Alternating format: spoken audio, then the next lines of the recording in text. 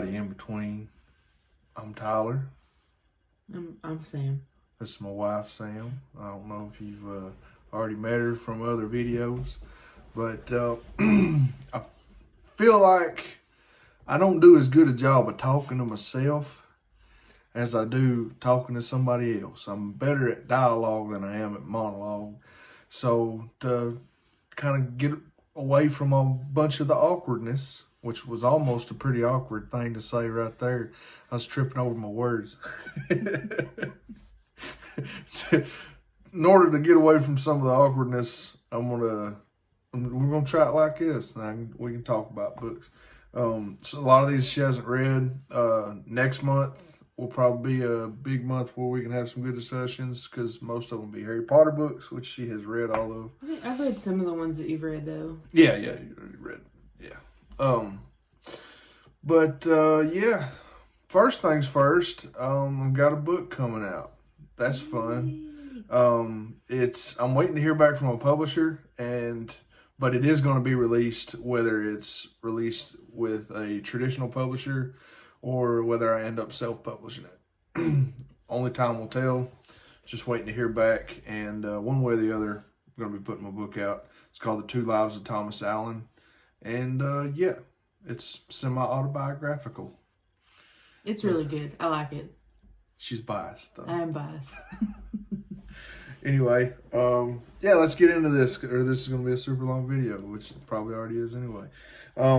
First book I read in the month of March was Lovecraft Country. Look at that right there. This book was great. We were big fans of the show. Huge fans of the show. Loved it. Loved every minute of it. And decided we wanted to read the book. And she read it first. And then I read it. And I really loved it. There was things about the book that I liked a lot more than the show. There was elements about it that I really liked. I like the character of Caleb, which if you've seen the show, you don't know who that is. Caleb is a character that is different in the show. I'll just put it that way. But I really like the character of Caleb. Really like some of the stories, some of the chapters they went in different directions in. I liked what they did with it. There were things about the show that I liked more. Don't expect a lot of show goths from the show in the book. They're just very briefly mentioned. The whole show goth thing in the show, and where, like, I'm not going to spoil anything, but that was a really cool subplot. Really like this book anyway. I did give it 4 out of 5, I believe, on Goodreads. What would you give this book? I think I gave this one 5. I'm pretty easy to please when it comes to either I really like a book or I really hate a book, so it's like 5 or 1 usually. I like horror, so I like that there was more horror in the show, but this is like sort of like fantasy. Yeah, horror, it's like a fantasy adventure with horror elements, is what the book is. And there's some horror comic relief, particularly one chapter that's hilarious. Really great book. Highly recommend. Next book I read was the classic, The Martian Chronicles by Ray Bradbury.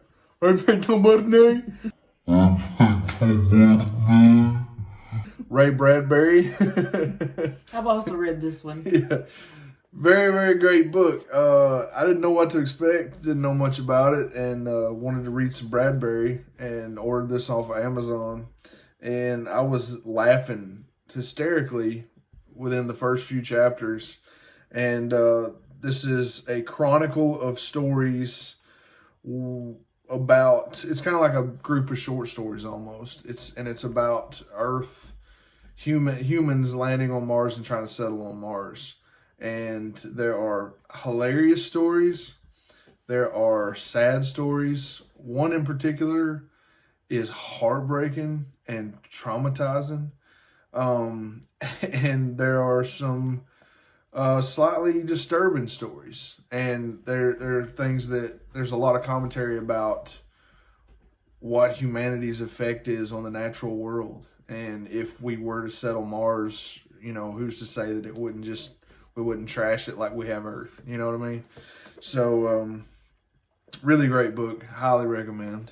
5 out of 5 for me. Yeah, it's been so long since I read it. I probably would give it 5 again. I'm a Bradbury fan, so. Yeah, I do have Something Wicked This Way Comes on the list, and as well as Fahrenheit 451. You also need to read The Illustrated Man. Yes, I do need to read that. Oh, the next book I read was called The Grand Tour, and it's by Adam O'Fallon Price. And my best friend recommended this book to me. And so I ordered it on Amazon, and I started reading it. And at first, I did not think I was going to like it at all. It's very exposition heavy. There's just a lot of really over explanations of like a scene and just what's going on and the scenarios and the scenery around and everything. And it didn't seem to have a clear direction. I was telling her I would be reading, I would be like, I'm really just trying to get through this book. But the more I read it, the more I loved this book. It is so good. It's about an alcoholic author who goes on a book tour, and he brings a fan along with him. And it's just like they learn so much from each other. Don't mistake this for some kind of like heartwarming coming of age book. Don't mistake my language. They do learn a lot, but it is not a happy book by any means. Nothing really good happens to anybody. It's just a bunch of scenarios where it's just like, wow, this is really sad, kind of.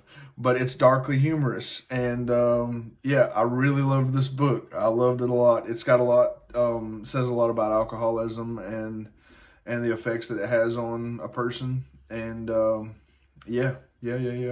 Great book.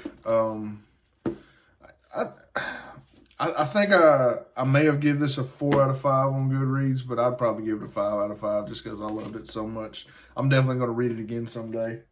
I'm sure I'll never read it. I have a really short attention span, so heavy expositions.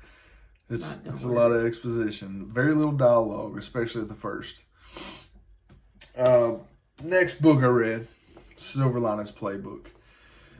I'm a huge fan of the film. I have been ever since I watched it, David O. Russell film, and it's really, really great. It's a comedy, and I don't feel like this book is a comedy. It's more of a drama.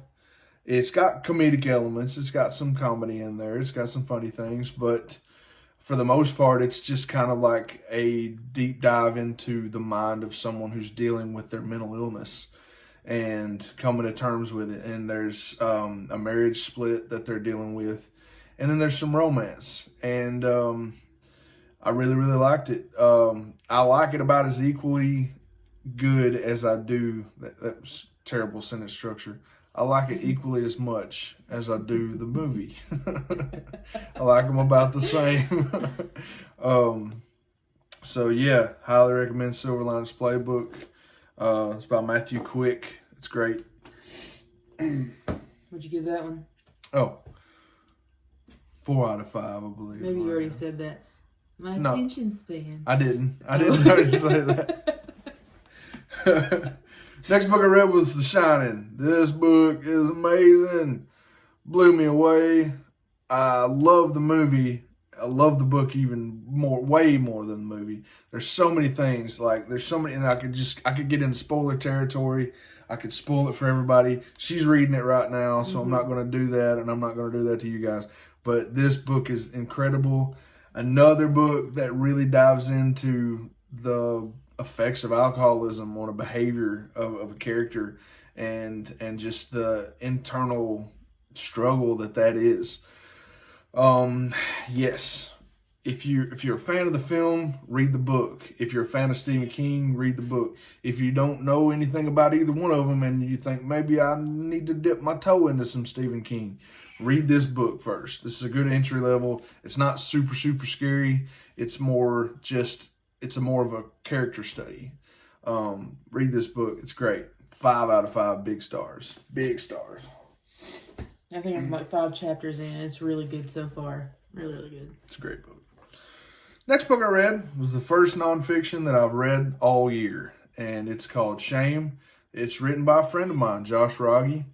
It's a memoir, and it's just a telling and an exposure of all these events in his life. There's a cat outside the door. I don't know if you can hear that. We'll see whenever I go edit this videos. But he goes through and just talks about moments in his life that either he was ashamed of or he maybe shamed other people.